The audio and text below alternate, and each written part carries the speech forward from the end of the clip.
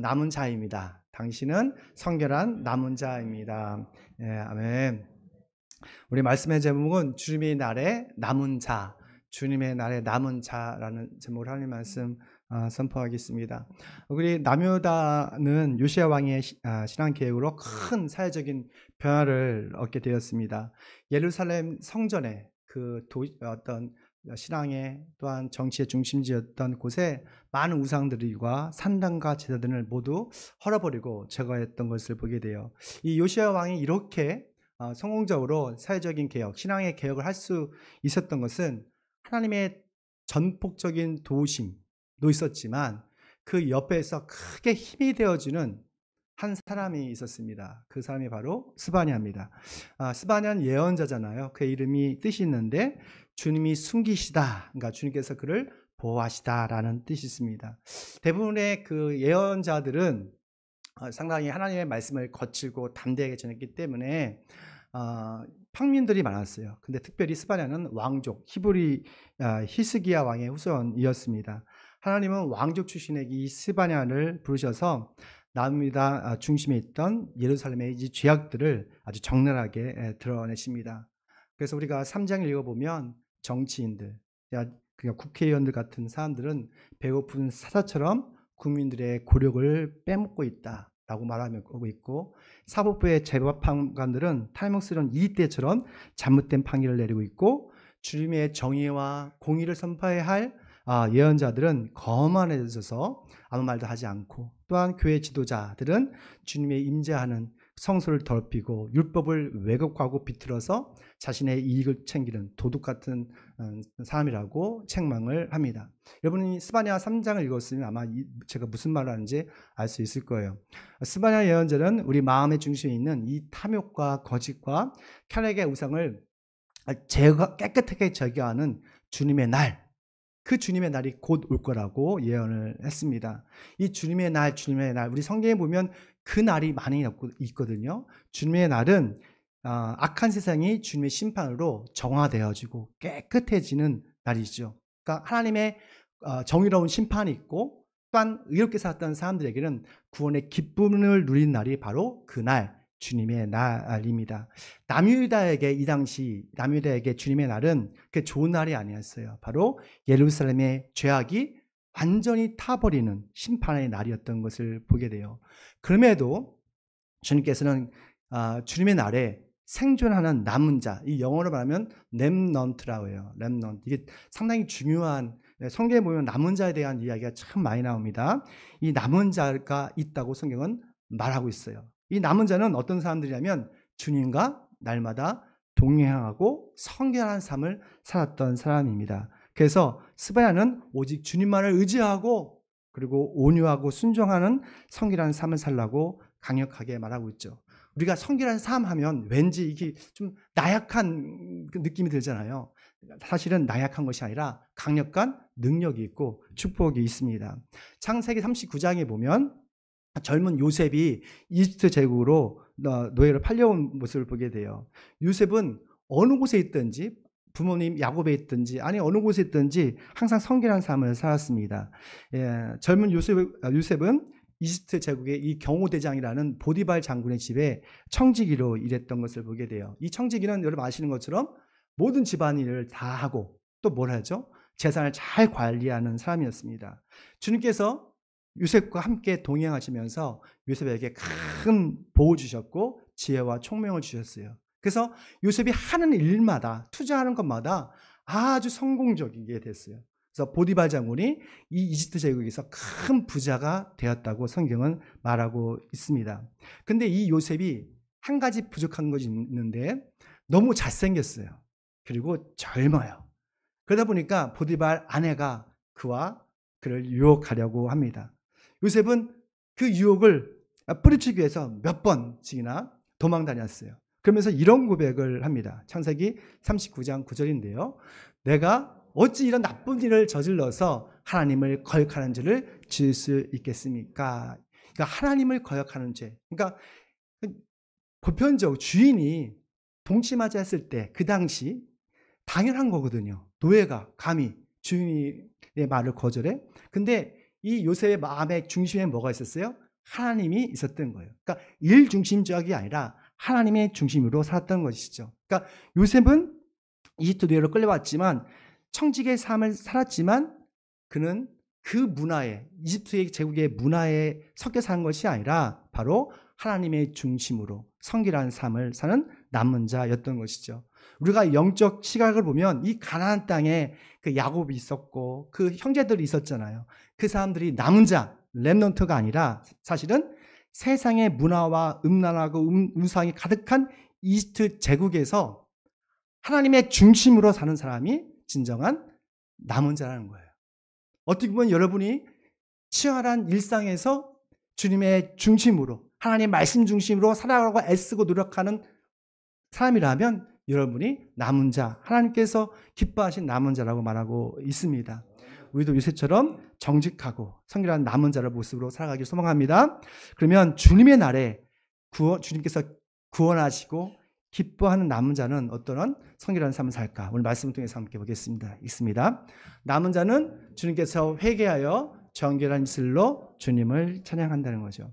우리는 입술에 이 말에 권세가 있잖아요. 창조주 하나님께서 뭐로 우리를 창조하셨죠? 바로 말씀.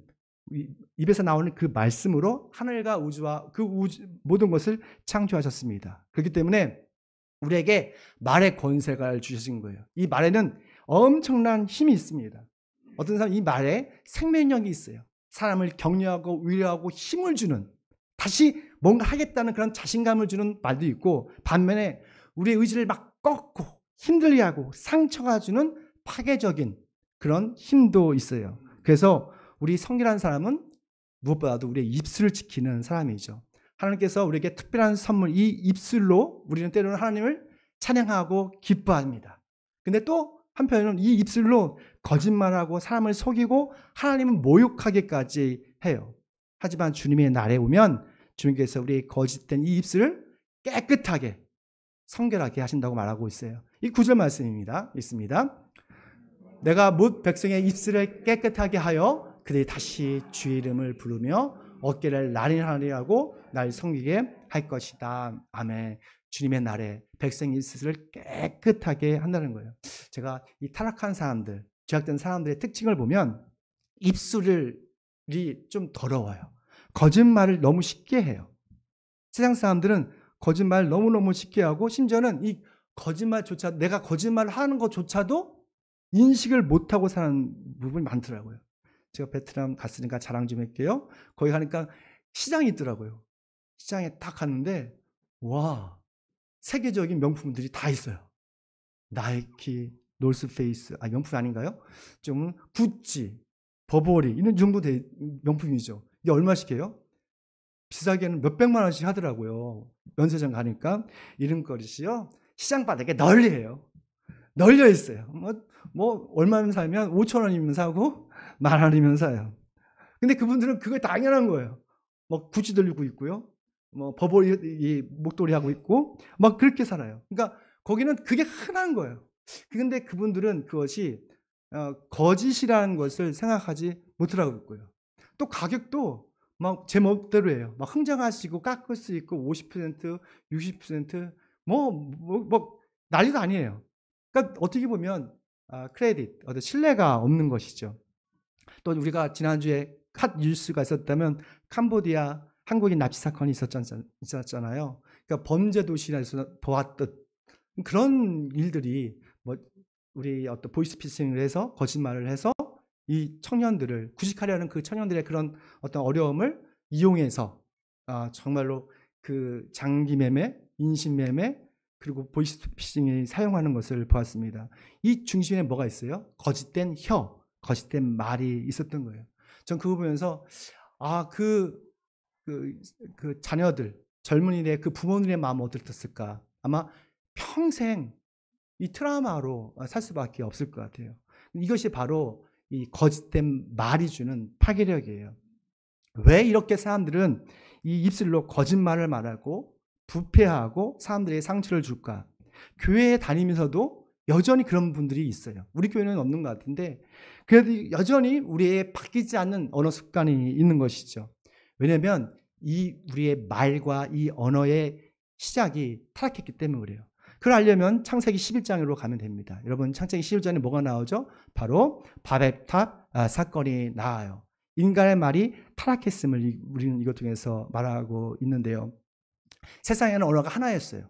그러니까 지금은 뭐 몇백 개의 언어가 있지만 그 당시에는 언어가 하나였습니다. 그 한 언어 가지고 서로 소통도 하고 지식도 공유함을 통해서 하나에 닿는 엄청난 높은 바벨탑을 쌓습니다. 그리고 나서 이것을 하나님께 영광과 찬양을 드리는 것이 아니라 바로 인간의 이름을 드러내는 것을 보게 돼요. 우리 창세기 11장 4절 말씀입니다. 도시를 세우고 그 안에 탑을 쌓고서 탑 꼭대기가 하늘에 닿게 하여 우리의 이름을 날리고 온 땅에 흩어지지 않게 하자. 아멘. 노아 홍수 시대 이후로 사람이 소통할 수 있는 능력을 통해서 지식을 이렇게 공유했죠. 여기 보면 하늘에 닿을 만큼 이 탑이 올라갔대요. 그만큼 인간의 이 지식이 첨단 지식이었다는 거예요. 우리가 2층 올라가는 것도 우리 집이 질 때도 많은 인간의 사람들의 노력과 헌신과 어떤 보이지 않는 건축학, 기하학, 물리학을 사용하잖아요. 근데 하늘에 닿을 만큼 높게 건물을 지었다? 이거는요, 그 당시에 최고의 첨단 지식이 있었다는 거예요. 이 첨단 지식을 가지고 인간들은 언어를 가지고 서로 소통했던 것이죠. 너무 좋아요. 그런데 목적이 달랐어요. 그 목적이 뭐예요? 바로 하나님을 높이는 게 아니었어요. 뭘 높이는 거였어요? 우리의 이름을 높이자. 교만이죠. 주님 앞에서 교만을 떨었던 것이죠. 하나님의 이름보다도 자신의 명성을 높이는 죄를 범했던 것이죠. 만약 하나님께서 우리에게 오늘 이 시간 감당할 수 없는 정말 재산과 재정과 권력과 명성을 주신다면 정말 하나님의 이름을 찬양할 수 있을까? 아니면 나의 이름을 높이려고 사용할까? 대부분의 사람들이 자신의 이름을, 자기의 의로움을 드러내기 위해서 이 재산과 권력과 명성을 사용하게 됩니다. 이것이 교만이라는 거예요. 교만한 입술이죠. 교만한 입술은 하나님보다 자신의 명성, 의로움을 더 높이는데 관심이 있었던 거예요. 그래서 주변에 보면 많은 동상들 있지 않습니까? 그리고 제가 베트남 가니까 모든 집회에 호치민이 다 있더라고요. 그분이 거기서 상당히 유명하신 분인 것 같아요. 모든 집회들은 다 그분 사진이에요. 그런 얼굴, 동상, 상패 이런 것들이 많은 것이죠. 그런데 주님의 날이 오면 그 거짓된 교만한 입술을 다 깨끗하게 정화시켜 주신다고 말했습니다. 근데 그 주님의 날이 언제예요? 언제 와요? 벌써 이미 예수 그리스도 통해서 주님의 날은 우리에게 임했습니다. 왜냐하면 누구든지 주 예수님에게 우리의 입술로 죄를 고백하면 모든 불의에서 모든 죄에서 우리를 깨끗하게 정결하게 된다고 말씀하셨기 때문에 그래요. 요한일서 1장 8절 말씀 함께 했습니다. 우리가 죄가 없다고 말하면서 죄가 우리 속에 없는 것입니다. 우리가 우리 죄를 자백하면 하나님은 우리의 죄를 용서하시고 모든 불의에서 우리를 깨끗하게 해주실 것입니다. 아멘. 많은 사람들이 죄가 없다고 하잖아요. 근데 죄가 없다는 것은 자기를 속이는 거래요. 그리고 우리가 솔직하게 우리가 우리 죄를 자백하면 하나님은 신실하시고 의로우셔서 우리 모든 죄를 용서하시고 모든 불의에서 우리를 깨끗게 해주실 것이라고 말하고 있습니다. 예수님의 보혈은 우리의 모든 현재, 과거, 미래까지 있는 우리 생각으로, 우리 마음으로 손과 발로 빚었던 모든 죄를 용서할 수 있는 용서의 능력이 있는 거예요. 우리의 입술로 지은 거짓말, 잘못된 행동을 주님 앞에서 고백하길 소망합니다. 그리고 우리의 마음으로 지은 데 있잖아요. 생각으로 지은 탐욕적인 거, 음란한 생각들조차도 주님께 고백하면 주님께서 우리 죄를 모두 용서해 주신대요. 그래서 성경은 마음으로 믿어서 의에 이르고 입으로 고백해서 구원에 이른다라고 말씀하고 있는 거예요. 사랑하는 성도 여러분, 성결한 남은 자가 되시길 축원합니다. 우리 입술로 지은 모든 거짓말, 비난, 모욕적인 말을 주님께 회개하길 소망합니다. 그래서 우리의 입술과 영혼이 정결해져서 우리가 드리는 이 주님의 이슬 드리는 이 찬양이, 이 노래가 하나님을 기쁘시게 하는, 하나님을 영화롭게 하는 남은 자가 되길 축원합니다. 두 번째입니다. 함께 있습니다. 남은 자는 주님을 의지하고 온유하고 겸손한 성품을 갖게 된다라고 말하고 있습니다. 하나님은 우리가 어린아이처럼 주님을 의지하는 것을 기뻐하세요. 어린아이들은 부모님을 의지하잖아요. 습관적으로. 그렇지 않습니까? 그것처럼 우리도 하나님의 자녀로서 우리가 순간순간마다 하나님을 의지하는 게 참 중요해요. 우리 예배가 은혜가 있고 하나님의 성령이 임재하시려면 하나님을 의지하셔야 돼요. 하나님을 의지하는 사람은 기도를 하게 되죠. 반면에 세상의 실력과 능력을 더 의지하는 사람은 거만한 사람들입니다. 교만한 사람이죠. 그래서 주님이 날이 되면 하나님의 이름을 의지하고 성품이 온유하고 겸손한 사람을 사랑하시고 끝까지 책임져 주신다고 말씀하고 있어요. 그게 12절 말씀입니다. 함께 있습니다. 주님의 이름을 의지하는 온순하고 겸손한 사람을 남길 것이다. 아멘. 주님의 불같은 진노 중에도 그 생존하는 남은 자들이 있습니다. 그분들의 성품을 보니까 어떤 사람들이요? 주님을 의지하는 사람들이고 온유한 사람들이고 아주 겸손한 사람들이라고 말하고 있어요.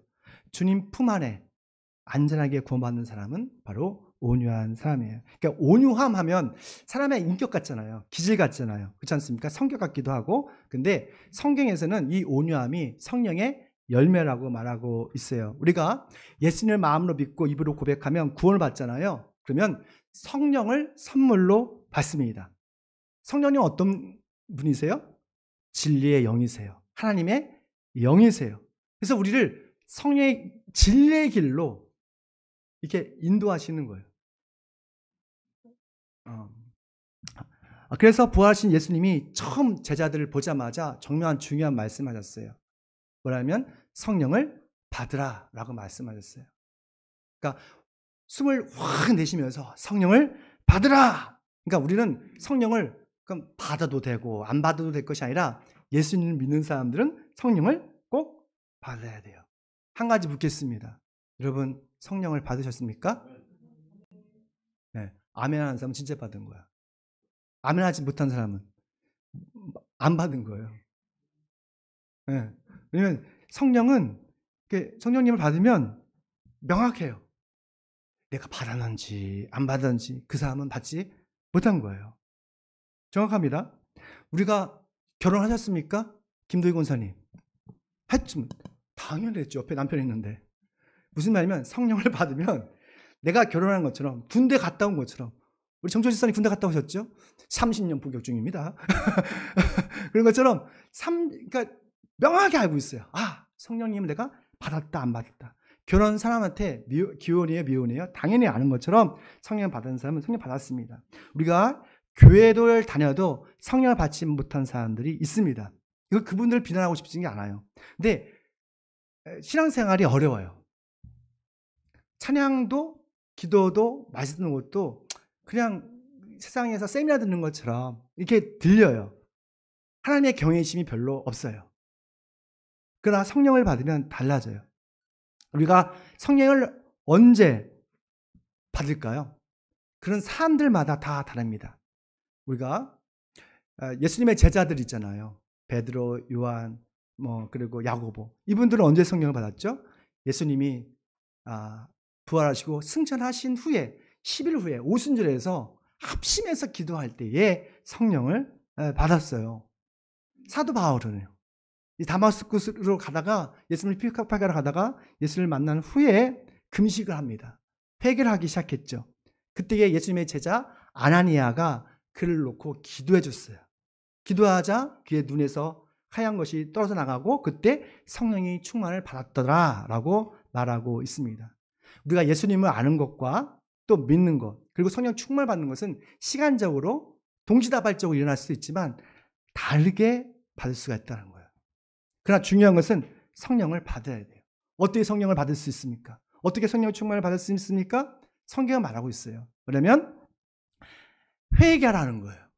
우리 마음의 생각이션 이 모든 우리 잘못된 예수님 믿지 않았던 이 모든 죄를 회개할 때, 회개하고 세례를 받을 때에 우리는 성령을 받을 수 있다고 말하고 있어요. 예수님의 말씀을 또한 믿음으로 들 때에 성령을 받습니다. 이해하십니까? 야, 정말 그런지 의심의 눈빛이 있어서 보려고 해요. 사도행전 2장 38절 말씀 눈을 뜨시고 읽습니다. 시작.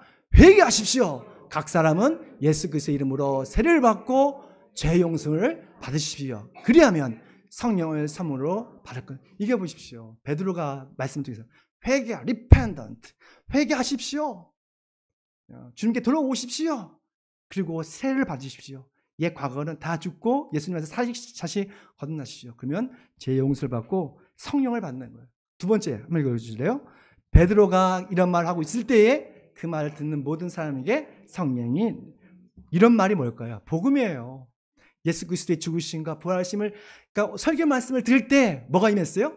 성령이 그 이방인들에게 충만하게 내렸던 거예요. 그러니까 우리가 주님 앞에서 회개할 때, 그리고 성령님을 갈망하면서 기도할 때, 또 주의 말씀을 들을 때 성령님께서 이를 마음속에 임하십니다. 성령이 임하시면 반드시 증상이 있어요. 우리가 임신을 하면 배가 어떻게 되죠? 나오잖아요. 그런 것처럼 성령이 우리 안에 들어오시면 우리의 영적인 삶이 변화가 있어요. 첫 번째는 뭐냐면 구원의 확신이 있어요. 구원의 확신. 이 구원의 확신이 얼마나 중요한지 아십니까? 제가 아는 그분은 교회를 20년 다녔는데도 구원의 확신이 없어요. 내가 하나님의 자녀인지, 내 죽어서 하늘나라 가는지 지옥 가는지 막 매일 두렵고 떨리는 마음이 있어요. 근데 이분은 어느 순간에 성령께서 그걸 말씀해 주셨어요. 너는 나의 사랑하는 딸이다. 나는 그 성령의 음성을 마음으로 경청했어요. 그래서 얼마나 기뻐하는지, 그리고 그의 사역이 바뀌었어요. 기쁨을 하는 거예요. 누구 얘기하냐면 우리 아내 얘기하고 있는 거예요. 그리고 우리가 성령을 받으면 세상이 여러분을 비난할지라도 끝까지 주님을 믿는 것을 자랑스럽게 생각합니다. 또한 성령의 은사, 능력이 드러나게 되어 있어요. 어떤 사람은 말씀의 은사가 있어요. 어떤 분은 정말 말씀을 명확하게 잘 가르쳐요. 예언하고 방언하고, 또 어떤 분들은 재정의 은사가 있어요. 그리고 어떤 분들은 정말 잘 섬기는 은사가 있고 치유한 은사가 있어요. 근데 이러한 성령의 은사는 주님의 몸된 교회를 건강하게 세우기 위한 하나님의 선물, 스피리추얼 기프트, 선물이죠. 근데 우리가 한국 교회에서 가장 잘못된 게 성령의 은사를 자신의 훈장으로 생각했던 거예요. 그래서 교회가 많이 어려웠던 것이죠. 성령의 은사가 있으면 또 뭐가 있을까요? 성령의 열매가 있어요. 그러니까 사과 나무에 뭐가 열리죠? 사과가 열리는 것처럼 우리가 성령의 은사가 있으면 반드시 성령의 열매가 있습니다. 성령의 열매는 우리가 아시는 것처럼 가장 큰 열매는 뭐예요? 사랑이에요. 사랑이에요. 가장 큰 은사도 사랑이고 열매도 사랑이에요. 사랑은 성령의 열매입니다. 성령의 열매는 더 깊게 보면 예수 그리스도의 성품이에요. 우리가 예수 그리스도를 생각하면 어떤 성품이 생각나요? 사랑, 이게 생각나잖아요. 근데 예수님께서 자신의 성품을, 인격을 말씀하실 때 약간 다르게 말씀하셨어요. 마태복음 11장 29절 말씀입니다. 있습니다. 나는 마음이 온유하고 겸손하니 내 멍에를 메고 나한테 배워라. 그래야면 너는 마음의 쉼을 얻을 것이다. 내 멍에는 편하고 내 짐은 가볍다. 여러분 읽을 때 같이 읽어주시면 참 좋겠습니다. 저는 오늘 이걸 수십 번 읽었습니다. 설교 쓰면서 또 읽으면서. 그러니까 여기서 예수님의 마음은 무슨 마음이에요? 온유한 마음이에요. 나는 마음이 온유하고 겸손하다는 거예요. 예수님은 전능하신 모든 것을 하실 수 있는 하나님의 유일하신 아들이지만 어떤 마음이 있었다고요? 온유하고 겸손한 마음이 있었어요. 예수님께서 온유하시기 때문에, 겸손하기 때문에 모든 사람을 어떻게 한 거예요? 품을 수가 있는 거예요. 우리가 예수님 믿고 성령을 받았다고 하면은 우리가 옛 과거의 습관을 살지 않습니다. 쉽게 화를 내고 신경질 부리지를 않아요. 왜냐하면 예수님의 그 성품을 조금씩 닮아가기 때문이에요. 예수를 믿어도 여전히 옛날처럼 화를 잘 내고 신경질 부리면 영적인 문제가 있는 거예요. 제가 가끔 신경질 팍팍 내잖아요. 문제가 있는 거예요. 예수님을 믿으면 성령을 받으면 예수님의 성품을 담게 되어 있어요. 예수님의 제자 중에서 수제자가 있었죠. 베드로예요. 베드로는 말씀 보면 상당히 성격이 급합니다. 거칩니다. 다혈질적이에요. 역동적이죠. 예수님이 그 대제사장의 어떤 병사들이 잡으러 왔을 때 그냥 칼을 뽑아서 귀를 베어버리는 성격이 급한 거친 사람이었어요. 근데 그가 성령 충만을 받고 정말 그 거친 마음이 온유한 사람이 됐어요. 베드로 전서를 읽어보면 알 수가 있습니다. 모든 사역을 온유함으로 겸손함으로 하십시오라고 견면하고 있어요. 우리가 온유하면 복을 받습니다. 마태복음 5장 5절 말씀이에요. 있습니다. 온유한 사람은 복이 있다. 그들이 땅을 차지할 것이다. 아멘. 온유한 사람이 뭘 받는다고요? 땅을 차지한대요. 그러니까 우리가 복하면 하늘의 복이 있고 땅의 복이 있습니다. 특별히 땅의 복을 받는다고 말하고 있어요. 이 세상에서 무슨 일을 하든지 잘 되는 복을 받습니다. 예수님은 쉽게 화를 내고 신경질을 부리는 사람보다 온유하고 친절한 사람에게 땅의 복, 우리의 재정의 복, 또 자녀들이 잘 되는 그런 복을 주신다고 약속하셨어요. 사랑하는 성도 여러분, 온유한 사람 되시길 축원합니다. 화를 쉽게 내는 것도 습관이에요. 그리고 온유한 것도 이 습관이에요. 예수님을 그 온유함을 날마다 생각하고 묵상함을 통해서 예수님의 온유함을 닮아가는, 그래서 이 땅의 축복을 누리는 남은 자들이 되시길 축원합니다. 마지막입니다. 함께 있습니다. 남은 자는 세상이 위협하는 아멘. 그렇습니다. 세상이 위협할 수도 없는 샬롬, 평안이 있습니다. 제가 아는 권사님은 며칠 동안 머리가 너무 아프셔서 잠을 못 주무셨대요. 며칠 동안. 그 마음에 평안이 없는 거죠. 뭔가 근심과 걱정이 있는 거예요. 우리가 예수님을 믿으면 예수님께서 세상이 위협할 수 없는 그런 평안을 주십니다. 13절 말씀입니다. 남은 자는 나쁜 일을 하지 않고 거짓말도 하지 않고 간사한 혀로 입을 누르지도 않는 것이다. 그들이 잘 먹고 편히 쉴 것이니 아무도 그들을 위협하지 못할 것이다. 아멘. 이것이 바로 남은 자들의 받는 축복입니다. 그러니까 이 탐욕과 거짓과 쾌락이 가득한 세상에서 하나님만을 의지하고 정직하게 살아가려고 애쓰고 노력하는 이 남은 자들에게 주시는 축복이죠.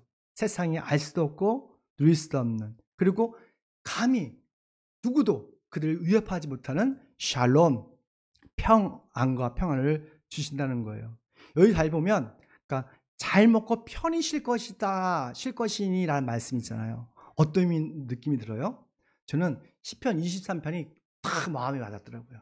그러니까 큰 초장에서 사는 목자이신 예수님께서 우리 양 같은 우리를 어떻게 하는 거예요? 풀어놓고 막 마음껏 풀을 뜯고 물을 마시고 졸리면 푹 자고 하는 거예요.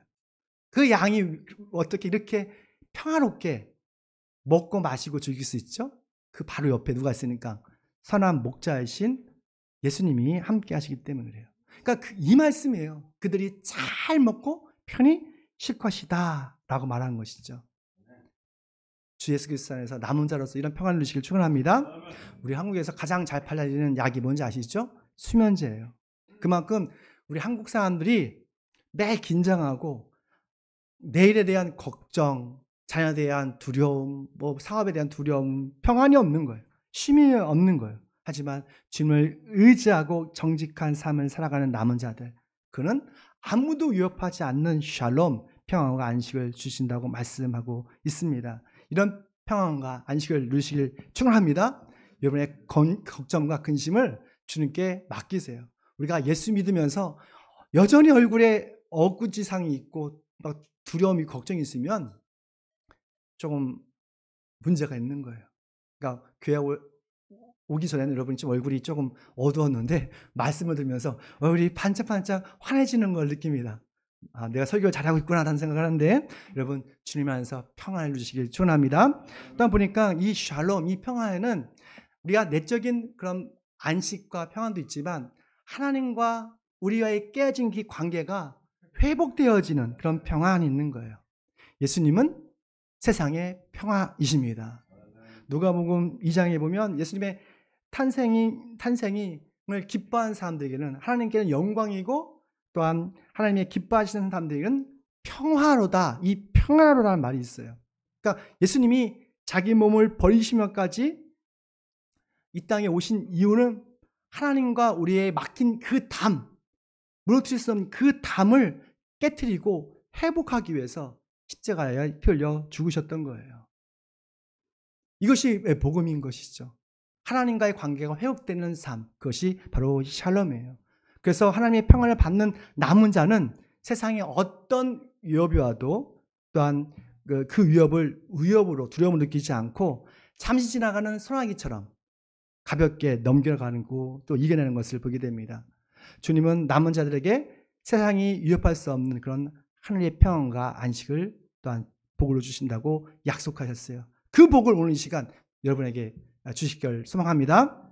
근데 우리는 이 나쁜 일과 거짓말을 하지 않는 남은 자인가를 좀 생각해 봤으면 좋겠어요. 우리 13절 상반절인데 나쁜 일을 하지 않고 거짓말을 하지 않는다고 말했어요. 단서가 있어요. 이 남은 자들에 있어서, 렘넌트가 있어서. 이 나쁜 일이라는 것은 우리가 윤리적으로 도둑질하고 해코지하고 이런 수준이 아니에요. 이 나쁜 일이라는 것은 영적인 문제를 말하고 있어요. 하나님을 떠난 삶, 예배를 드리지 않는 삶을 이야기하고 있어요. 하나님의 중심이 아니라 세상 중심, 세상의 어떤 쾌락과 탐욕과 어떤 즐거움이 우상으로 숭배하는 것을 의미하고 있습니다. 그리고 여기 보면 거짓말이란 말이 있는데 이게 거만과 위선이라는 말이 있어요. 이건 단순히 옆에 있는 사람을 속고 하는 그런 것이 아니라 바로 하나님을 속이는 신앙적인 기만을 의미하고 있더라고요. 그러니까 우리의 몸은 교회에 있어도 우리 마음이 세상에 있으면 하나님을 속이고 있는 거예요. 우리가 입술을 주님을 찬양하고 경배하지만 마음으로는 자신을 더 높이려 하고 자신을 드러내려고 하는 것, 자신의 이름을 명성을 드러내는 것 그 자체가 바로 거짓말, 하나님을 속이는 죄라고 말하고 있습니다. 사랑하는 성도 여러분, 정말 주님 안에서 예수님의 평안을 누리시길 축원합니다. 여러분은 세상에 위협할 수 없는 하나님의 평안을 예수님의 피를 받은 사람들입니다. 그 평안을 주님 앞에서 정직함으로 지켜내임을 통해서 정말 선한 목자이신 예수님께서 여러분을 기뻐하시고 사랑하시는 그런 남은 자로 날마다 동행하는 저희 여러분 되시길 축원합니다. 마지막으로 이 말씀 읽고 마치겠습니다. 주 너희 하나님이 너와 함께 계시다. 구원을 베푸실 전능하신 하나님이시다. 너를 보고서 기뻐하고 반기시고 너를 사랑으로 새롭게 해주시고 너를 보고서 노래하며 기뻐하실 것이다. 스바냐 3장 17절 말씀이잖아요. 남은 자로서 이런 하나님과 동행하고 또 하나님의 구원의 기쁨을 누릴 수 있는 저는 되시길 축원합니다. 오늘 말씀을 생각하시면서 오늘 하나님께 우리가